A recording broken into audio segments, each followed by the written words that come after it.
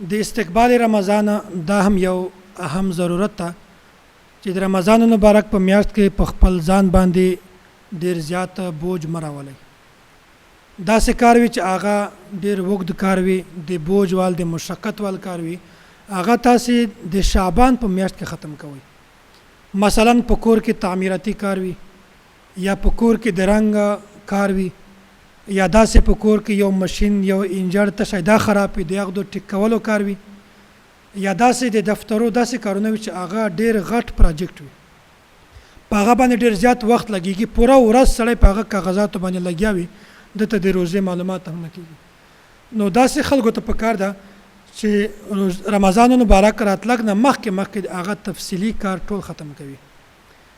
او رمضان مبارک میاشت کې دی په ځان باندې اسانتیا راولي ځکه چې دا میاشت د سړی صرف د عبادت لپاره خاص کوي او په دا میاشت کې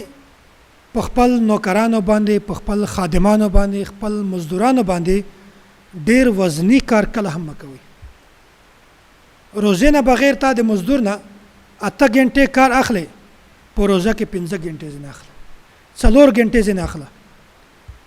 په عام وخت کې په مزدور باندې ته وزنی کار کوي سخت کار کوي دروند کار کوي د مشقت ول کار کوي رمضان مبارک په میاشت کې په هغه باندې مشقت کار مکو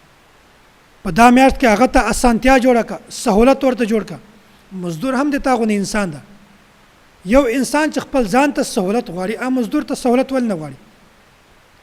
نو چې کله دغه میاشت راځي دغه میاشت د استقبال اهم ضرورت ده چې په دې میاشت د راتلګ نه مخه مشکل کار ټول ختم کوه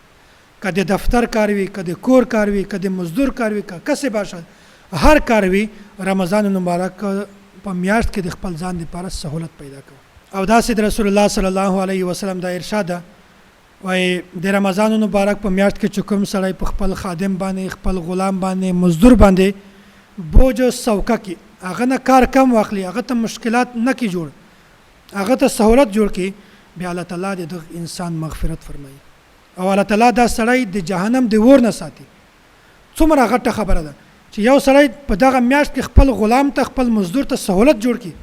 اسانتیا ورته جوړ کی الله تعالی به د سړی مغفرت هم کوي الله تعالی به دا سړی د جهنم د ور نه وساتي نو پکار ده هر انسان ته چې کله هم د میاشت مونږ باندې راځي مونږ مشکل کال اول ورته ختم کو د شعبان په میاشت کې او دغه میاشت مونږ صرف د عبادت لپاره خاص خپل مزدور باندې خپل غلام باندې او خپل داسې کس چې هغه ته نوکری کوي مزدور درته کوي هغه ته اسانتیا پیدا کوي هغه ته سہولت پیدا کوي